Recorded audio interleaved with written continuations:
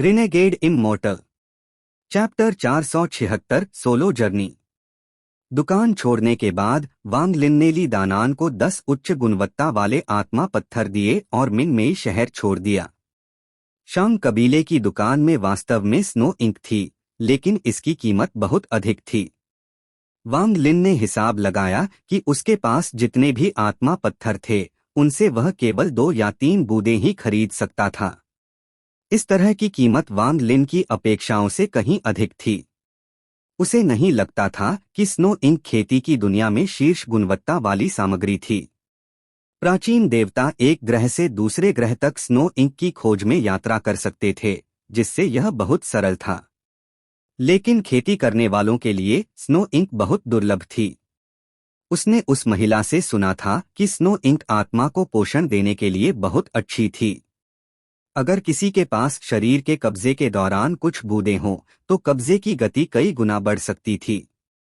अगर मूल आत्मा शरीर छोड़ते समय मुंह में कुछ स्नो इंक हो, तो यह मूल आत्मा को गंभीर चोट लगने पर भी नष्ट होने से बचा सकता था। कम से कम व्यक्ति अपने शरीर में वापस लौट सकता था।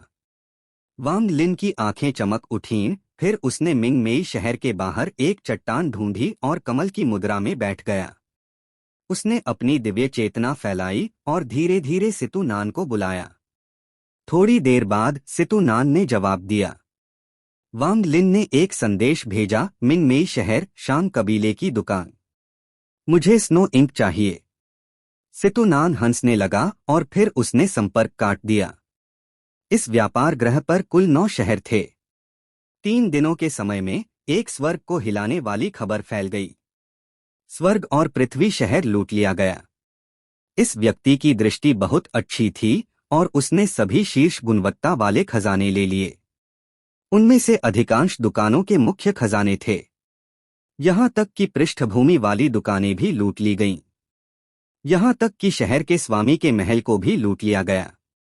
यदि यह केवल एक शहर तक सीमित होता तो ठीक था, लेकिन अगले 3 दिनों में मिंगमेई शहर सहित सभी 9 शहरों को इस रहस्यमयी व्यक्ति ने लूट लिया।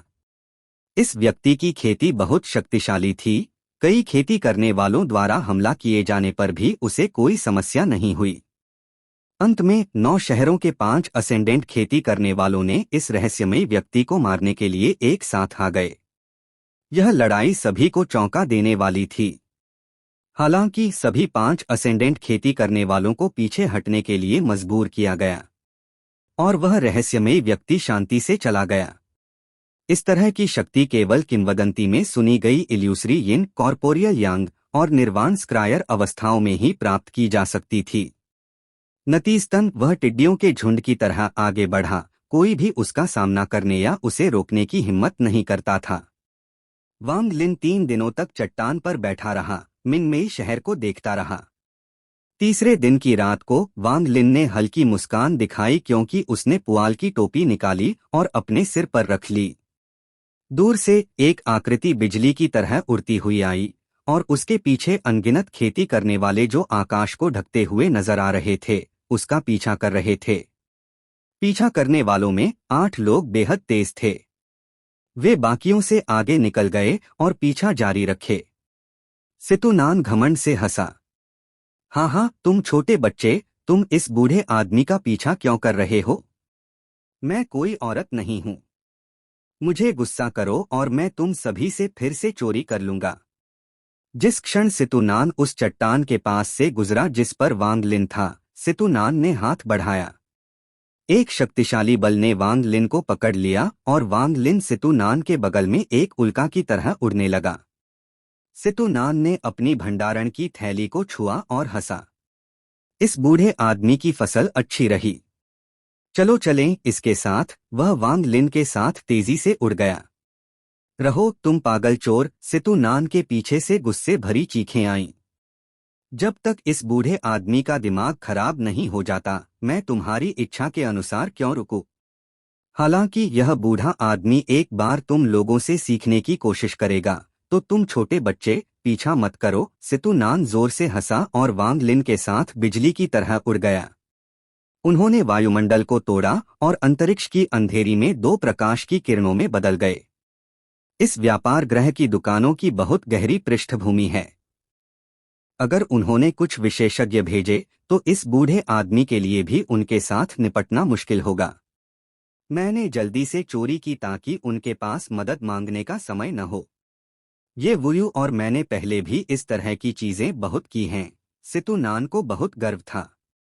अंतरिक्ष में प्रवेश करने के बाद वांग लिन ने स्टार कंपास निकाला और दोनों तेजी से चले गए। व्यापार गृह के खेती करने वालों ने कुछ देर तक पीछा किया और फिर हार मान ली। आखिरकार बहुत कम लोगों के पास स्टार कंपास था और सितु नान की खेती बहुत शक्तिशाली थी। अगर वे मुश्किल से पीछा कर भी लेते तो वे केवल अपनी जान गंवाते। क्या तुमने मेरी स्नो इंक ले ली? वांग लिन ने अपने होंठ चाटे। हालांकि वह शामिल नहीं हुआ था, स्नो इंक कुछ ऐसा था जो उसने मांगा था, इसलिए वह भी इसमें शामिल था। सितु नान हंसा और एक छोटी बोतल निकाली। उसने इसे वांग लिन की ओर फेंका और कहा, तुम्हारे लिए। इसमें लगभग 2 या 3 बूंदें हैं। बोतल फेंकने के बाद सितु नान ने अपनी लूट की जांच शुरू की। जांचते समय उसने गर्व भरी मुस्कान दिखाई। हाँ, बुरा नहीं। इस बार की फसल पहले की तुलना में कई गुना बेहतर है। जब वांग लिन ने थैली ली और अपनी दिव्य चेतना से इसे स्कैन किया, उसकी आंखें चमक उठीं। वांग लिन ने अपने दिल में चुपके से कुछ तय किया। इस तरह की चोरी बुरा नहीं है। अगर भविष्य में मौका मिला तो मुझे भी इस तरह चोरी करनी चाहिए। बाहरी अंतरिक्ष पूरी तरह से अंधेरा नहीं था, कभी कभी वहां कई रंगीन रोशनी और वस्तुएं खालीपन में दिखाई देती थीं। इसकी सुंदरता अधिकांश लोगों के दिलों को एक नज़र में ही कांपने पर मजबूर कर देती थी। आधे महीने बाद वांग लिन के सामने एक विशाल नेबुला दिखाई दिया जो जेली मछली की तरह दिखता था। सितु नान ने नेबुला को देखा और आह भरी। अब मुझे जाना होगा। वांग लिन ने थोड़ा सोचा, फिर वह चुपचाप उस शानदार नेबुला को देखने लगा और पूछा, क्या तुम्हारे पास पर्याप्त जादुई खजाने हैं? सितु नान हंसा और बोला, अभी भी पर्याप्त नहीं हैं, लेकिन मैं वहां मारने और रास्ते में चोरी करने जा रहा हूं। जब मैं वहां पहुंचूंगा मेरे पास पर्याप्त होगा। इसके साथ उसने नेबुला की ओर इशारा किया और कहा, मैं यहां पहले ये वुलू के साथ आ चुका हूं। अब हमारे अलग होने का समय है। मैं जहां जा रहा हूं वह ग्रह तियान युन से बहुत दूर है। हम अलग हो जाएंगे और अपने अपने रास्ते जाएंगे। जैसे ही सितु नान बोल रहा था, उसने अपनी भंडारण की थैली पर थपथपाया और एक सफेद रोशनी उसमें से निकली। रोशनी एक बड़ी तलवार में बदल गई। सितु नान तलवार पर कूद गया, मुड़ा और बोला, वांग लिन, ग्रह तियान युन अजनबियों से भरा है और तुम वह जगह नहीं जानते तो सावधान रहना। हालांकि तुम्हें ग्रह सुजाकू के खेती करने वाले के रूप में अपनी गर्व को नहीं भूलना चाहिए। अगर कोई समस्या हो तो ग्रह फेंग लुआन पर मुझसे मिलने आना। इस बूढ़े आदमी के रहते कोई तुम्हें छूने की हिम्मत नहीं करेगा। वांग लिन ने नेबुला को देखा। उसने अभी भी सितु नान की ओर नहीं देखा और बोला, अगर तुम्हें कोई समस्या हो तो ग्रह तियान युन पर मुझसे मिलने आना। मेरे वहां रहते कोई तुम्हें छूने की हिम्मत नहीं करेगा। सितु नान हंसा और बोला, अच्छा। वांग लिन, अगर मुझे भविष्य में कभी परेशानी हुई तो मैं तुम्हें ढूंढने आऊंगा। हालांकि अगर तुम्हारी जगह बहुत छोटी होगी तो मैं नहीं आऊंगा। चाहे कुछ भी हो, तुम्हें ग्रह तियान युन पर एक संप्रदाय बनाना होगा और मैं आकर तुम्हारा मुख्य बुजुर्ग बनूंगा। इसके साथ सितु नान ने गहरी सांस ली और वांग लिन को एक और नजर देखा। पहली बार उसने वांग लिन से नरम स्वर में बात की और कहा, वांग लिन, अपना ख्याल रखना। इसके साथ उसके नीचे की तलवार चमक उठी और वह गायब हो गया, केवल एक प्रकाश की लकीर छोड़कर। सितु, अपना ख्याल रखना। वांग लिन ने उस दिशा की ओर सिर घुमाया जहां सितु नान गायब हुआ था। विशाल अंतरिक्ष में केवल वह अकेला रह गया, चुपचाप देखता हुआ। लंबे समय बाद वांग लिन ने एक आह भरी और उदासी महसूस की। जब से उसने खेती की दुनिया में कदम रखा था, सितु नान उसके साथ था और वह सितु नान का बहुत कर्जदार था। हालांकि सितु नान लंबे समय तक सो रहा था, वांगलिन स्वर्ग विरोधी मोती के माध्यम से सितुनान की मौजूदगी को स्पष्ट रूप से महसूस कर सकता था। उसकी नज़र में सितुनान एक शिक्षक से अलग नहीं था। इस बार उनके बीच एक सच्ची विदाई थी। उसके दिल में उदासी बहुत गहरी थी। मुझे नहीं पता कि हम अपने जीवनकाल में फिर से मिलेंगे। वांगलिन लंबे समय तक चुपचाप वहां खड़ा रहा। फिर उसने स्टार कंपास पर घुटने टेके और उस दिशा में 3 बार सिर झुकाया जहां सितुनान गया था।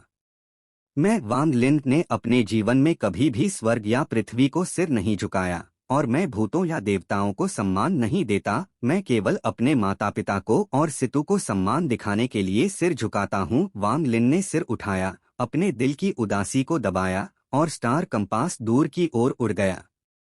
उसकी दिशा सितुनान की दिशा के विपरीत थी और वे एक दूसरे से और दूर होते गए। वांगलिन के जाने के बाद जहां वे दोनों थे वहां एक सफेद रोशनी दिखाई दी। सितुनान की आकृति प्रकट हुई। उसने वांगलिन को देखा और एक आह भरी। बिना क्रूर परीक्षाओं के कोई वास्तविक खेती करने वाला नहीं माना जा सकता। वांगलिन, मैंने तुम्हें राक्षसी मार्ग पर इसलिए ले गया क्योंकि राक्षसी मार्ग जीवित रहने के लिए सबसे अच्छा है। तुमने एक अवतार बनाया और राक्षसी मार्ग से बाहर निकलकर अपना स्वयं का मार्ग बनाया। मैं अब तुम्हारे आसपास नहीं रह सकता क्योंकि यह बूढ़ा आदमी पूरी तरह से राक्षस है। सितुनान ने उस दिशा में गहरी नजर डाली जहां वांगलिन गया और बुदबुदाया, छोटे दोस्त अलविदा। उसने एक लंबी आह भरी और सफेद रोशनी में गायब हो गया। अंतरिक्ष बहुत विशाल था, इसलिए अगर किसी के पास स्टार मैप नहीं होता तो वह खो सकता था और शायद जीवन भर के लिए खो जाए। ओलिसियर ने वांगलिन के लिए एक बहुत विस्तृत स्टार मैप छोड़ा था जिसमें ग्रह सुजाकु से ग्रह तियान-युन तक जाने का मार्ग चिह्नित था। वांगलिन कमल की मुद्रा में स्टार कंपास पर बैठा और तेजी से ग्रह तियान-युन की ओर यात्रा कर रहा था। इस दौरान वांगलिन निष्क्रिय नहीं था। उसने खाली लकड़ी के पत्थर और स्नो इंक का उपयोग करके प्राचीन देवता की गुप्त तकनीक के साथ स्टार कंपास को फिर से परिष्कृत करने में समय बिताया। यह प्रक्रिया तेज नहीं थी, यह पूरी यात्रा के दौरान चली। स्टार कंपास अब हरे प्रकाश से ढका हुआ था। हरे प्रकाश के अंदर कोई भी अनगिनत शाखाओं को स्टार कंपास के चारों ओर हिलते और लपेटते हुए देख सकता था। यह खाली लकड़ी के पत्थर से परिष्कृत रहस्यमय पदार्थ था। यह प्रक्रिया 3 महीने तक चली। 3 महीने का समय केवल खाली लकड़ी के पत्थर और स्टार कंपास के बीच संलयन को छोटी पूर्णता तक पहुंचाने के लिए पर्याप्त था। प्राचीन देवता समय की परवाह नहीं करते थे, इसलिए जब वे एक खजाना परिष्कृत करते थे तो प्रक्रिया आमतौर पर कम से कम 100 वर्षों तक चलती थी। एक नौसितारा प्राचीन देवता को एक खजाना परिष्कृत करने में 1000 वर्ष लगते थे। ये 1000 वर्ष एक उंगली के झटके की तरह बीत जाते थे। वांगलिन ने हिसाब लगाया और पाया कि इस गति से वह ग्रह तियान-युन पहुंचने तक भी इसे पूरा नहीं कर पाएगा। थोड़ा सोचने के बाद उसने और संलयन छोड़ने का फैसला किया और स्नो इंक का उपयोग करके इस छोटी पूर्णता चरण में अंतिम परिष्करण प्रक्रिया शुरू की।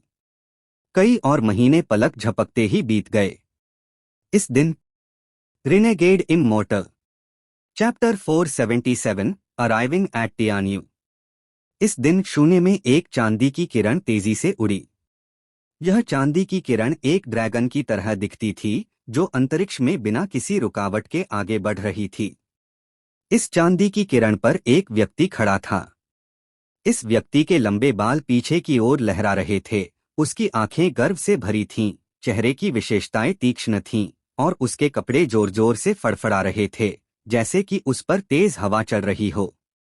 इस व्यक्ति की त्वचा गहरी थी और यह लोगों को जीवंतता का एहसास देती थी। यह गहरी जीवन शक्ति से भरी थी। यह व्यक्ति वांगलिन था। ग्रह तियान-युन की ओर यात्रा आधे साल से अधिक समय से चल रही थी। इस आधे साल में वांगलिन में बहुत बदलाव आया। उसकी त्वचा अब ग्रह सुजाकु की तरह गोरी नहीं थी, बल्कि थोड़ी गहरी हो गई थी। यह तारों के बीच मौजूद एक रहस्यमय शक्ति के कारण था। चांदी के ड्रैगन के रूप में यह स्टार कंपास था जिसे परिष्कृत किया गया था।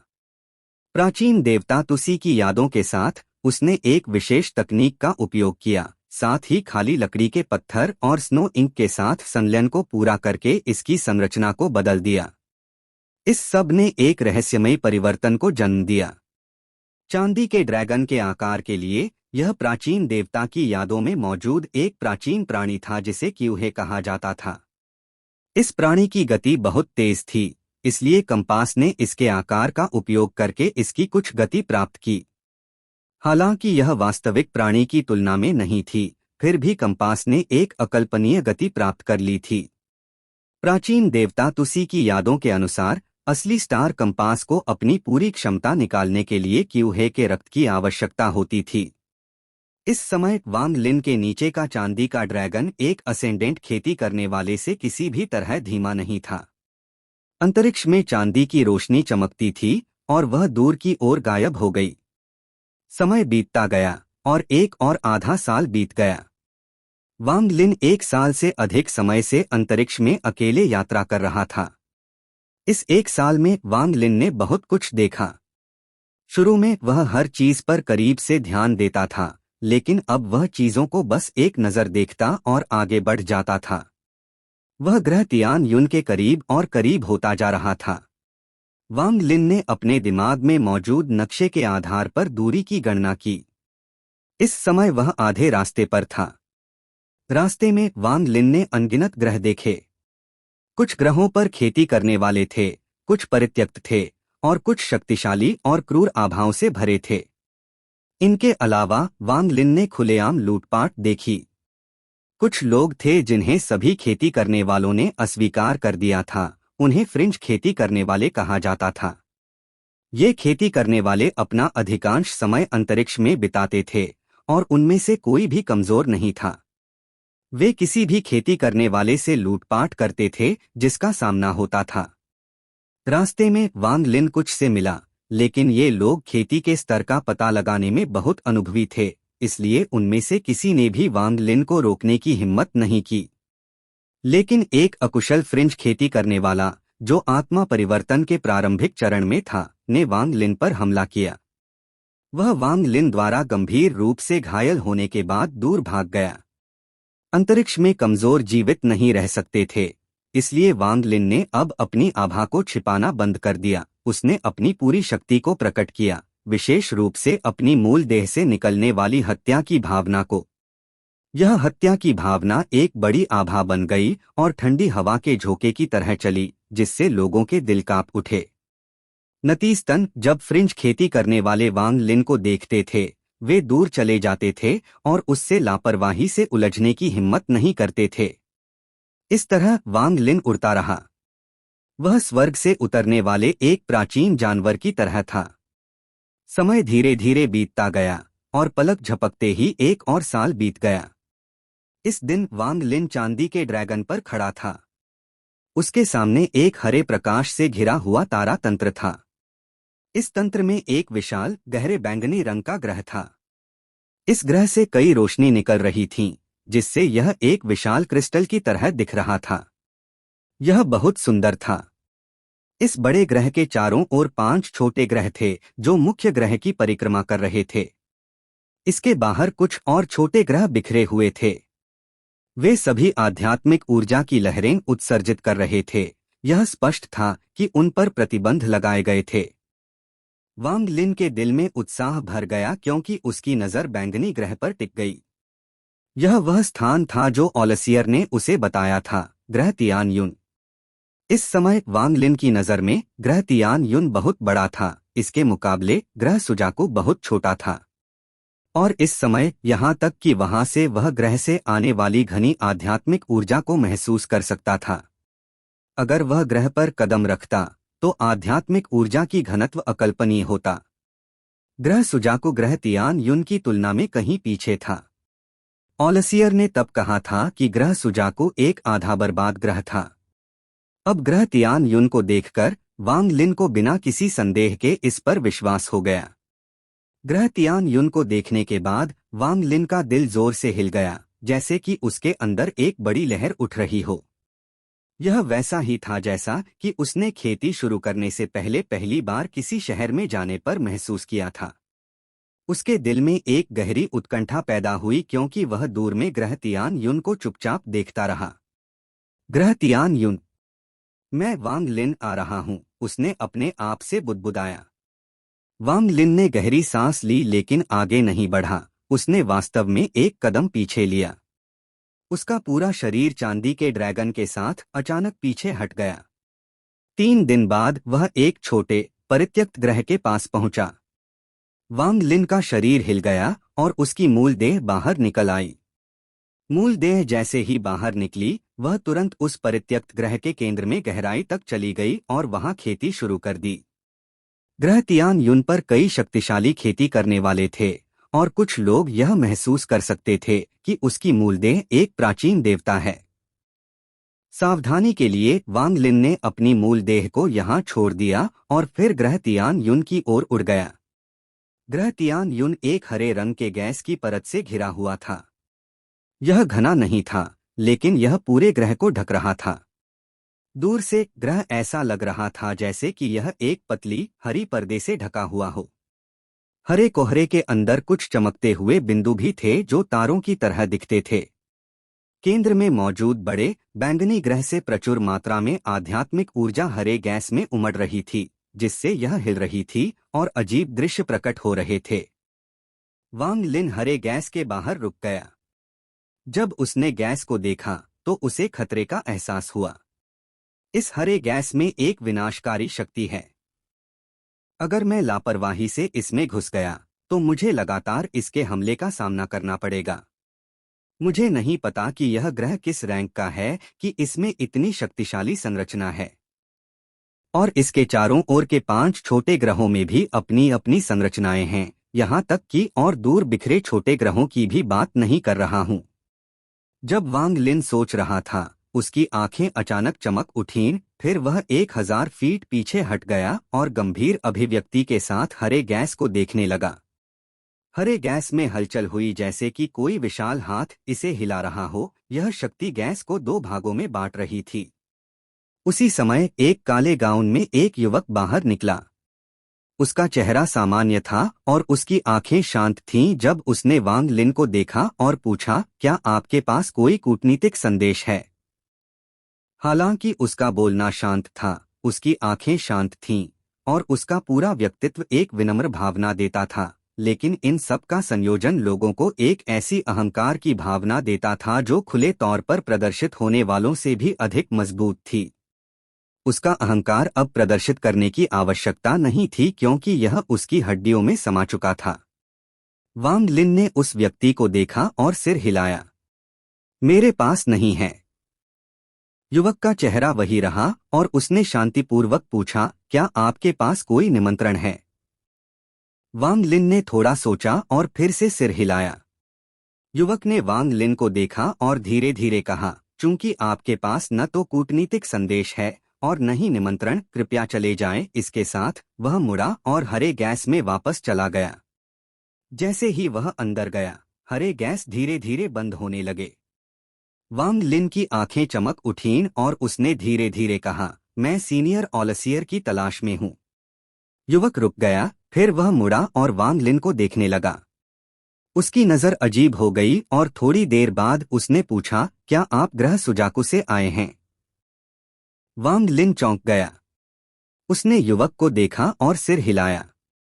युवक ने एक अजीब मुस्कान दिखाई, फिर उसने अपना हाथ लहराया और आसपास का हरे गैस तेजी से हिलने लगा। यह ड्रैगन जैसे तंतुओं में बदल गया जो एक दूसरे से उलझ गए और वांग लिन की ओर बढ़े। वांग लिन की आंखें शांत थीं। उसने स्टार कंपास को हटाया और एक कदम आगे बढ़ाया। ड्रैगन जैसे तंतु जैसे ही वांग लिन के पास आए, वे एक हरे उड़ने वाले तलवार में मिल गए। वांग लिन फिर तलवार के मूठ पर कदम रखा।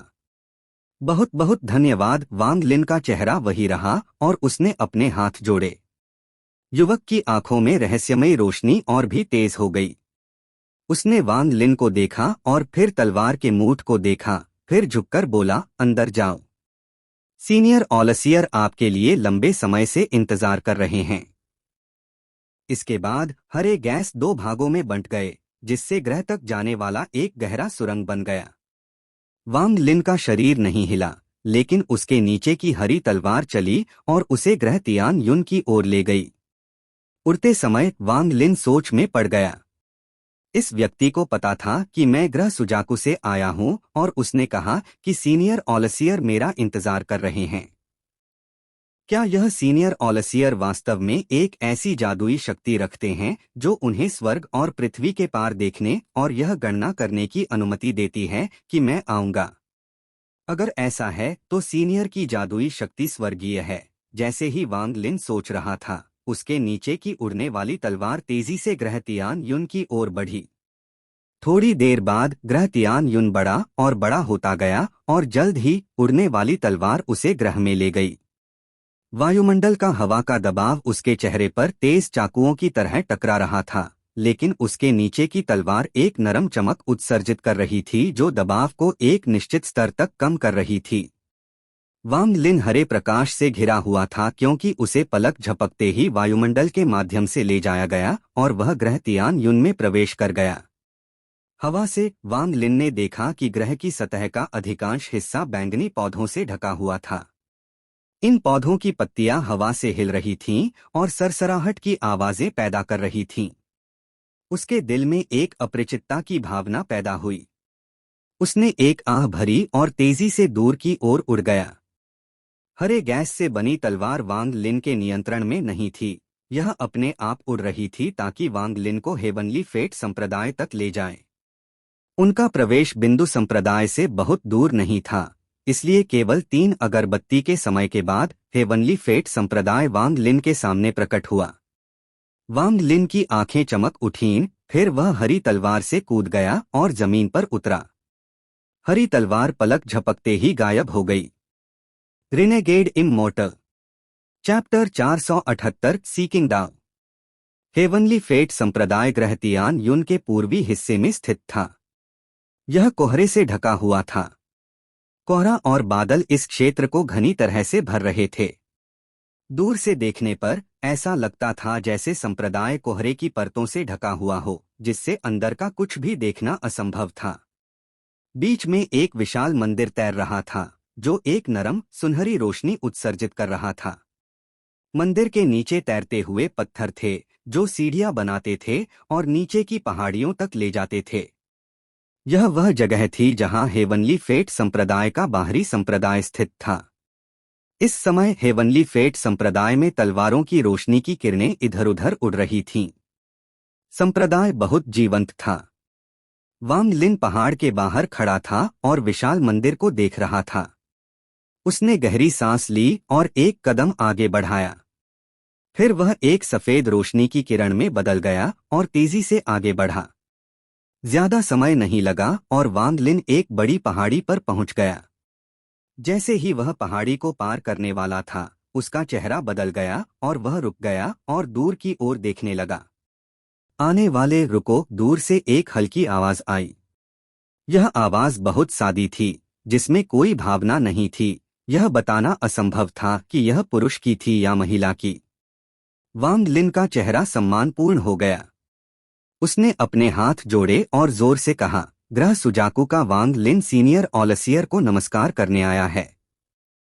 वांग लिन, माननीय ऑलसियर को पहले से ही तुम्हारे आगमन की जानकारी है। हालांकि हेवनली फेट संप्रदाय में प्रवेश करने के लिए यहां तक कि मानद शिष्यों को भी 3 परीक्षाओं से गुजरना पड़ता है। क्या तुम इन्हें स्वीकार करने की हिम्मत करते हो? वांग लिन का चेहरा बहुत गंभीर था। उसने तुरंत जवाब नहीं दिया, बल्कि पूछा, ये 3 परीक्षाएं क्या हैं? पहली परीक्षा मानव परीक्षा है। यह परीक्षा तुम्हारे दांव हृदय का परीक्षण करती है। दूसरी परीक्षा पृथ्वी परीक्षा है। यह तुम्हारी खेती का परीक्षण करती है। तीसरी परीक्षा स्वर्ग परीक्षा है। यह तुम्हारे डोमेन का परीक्षण करती है। केवल इन 3 परीक्षाओं को पार करके ही तुम हेवनली फेट संप्रदाय में प्रवेश कर सकते हो। क्या तुम हिम्मत करते हो? आवाज अभी भी सादी थी, जिसमें कोई क्रोध नहीं था। आवाज के खत्म होने के बाद वांग लिन के सामने हजारों किरणें एकत्रित होकर एक अंडाकार रिंग बन गईं। वांग लिन ने हल्के से मुस्कुराया और कहा, मैं क्यों नहीं हिम्मत करूंगा। इसके साथ वह अंडाकार रिंग में चला गया। हेवनली फेट संप्रदाय में एक ऊंची पहाड़ी पर एक बोही पेड़ था। इस पेड़ का तना बहुत बड़ा था। यह एक छतरी की तरह था जो आकाश को ढक सकता था। इसे देखने वाले को इसे पूजने की इच्छा हो सकती थी। इस समय इस पेड़ के नीचे 3 लोग थे। सबसे आगे एक वृद्ध व्यक्ति था। उसका चेहरा कोमल था और उसके सफेद बाल हवा में लहरा रहे थे।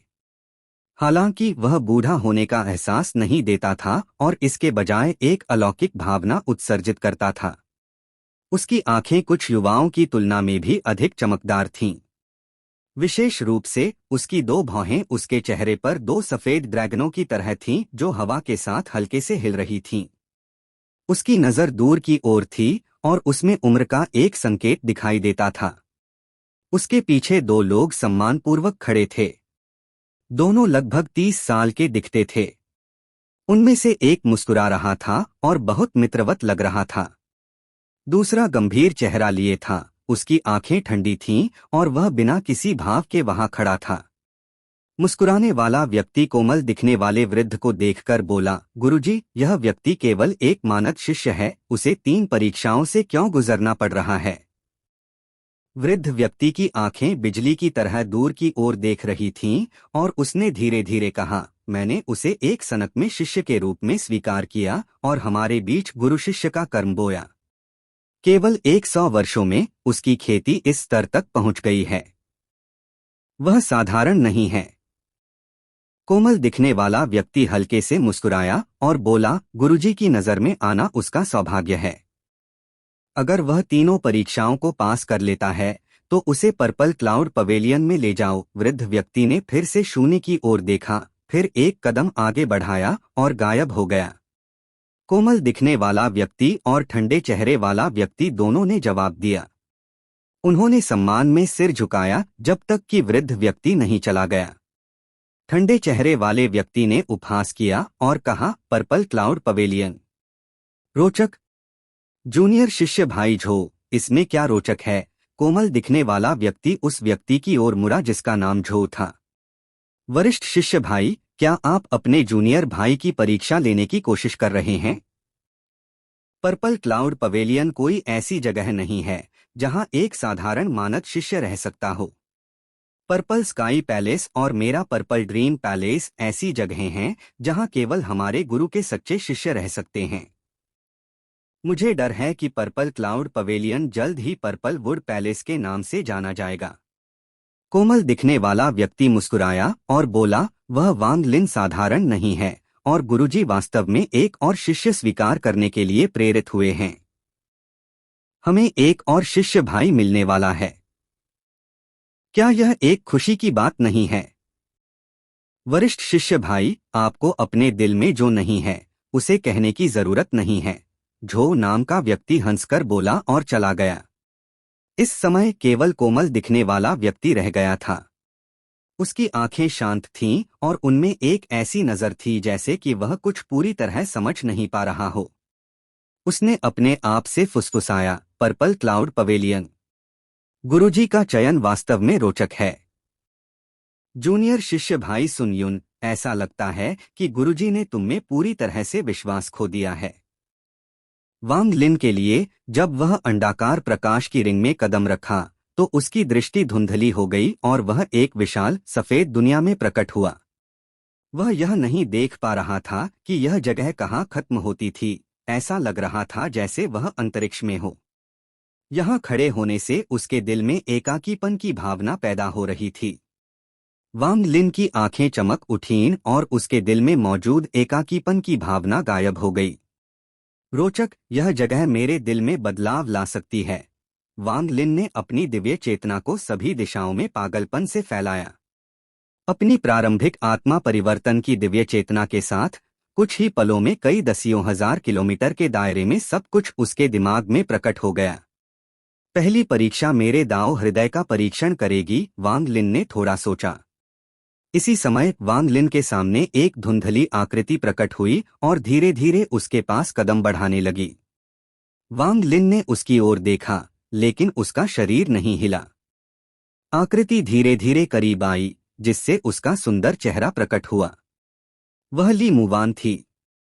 ली मुवान ने वांग लिन को देखा और एक खुशी भरी मुस्कान दिखाई। उसने कुछ कहने के लिए अपना मुंह खोला, लेकिन वांग लिन एक शब्द भी नहीं सुन पाया। थोड़ी देर बाद ली मुवान बेचैन हो गई और कुछ कदम और करीब आई। वांग लिन ने ली मुवान को देखा और फुसफुसाया, क्या यह पहली परीक्षा है? मेरे दांव हृदय से बना एक भ्रम। यह बिल्कुल भी कठिन नहीं है। वांग लिन ने एक आह भरी, फिर उसने एक कदम बढ़ाया और तेजी से ली मुवान के पास पहुंच गया। उसने उसकी कमर पकड़ी और मुस्कुराया। दाओ हृदय, दाओ हृदय।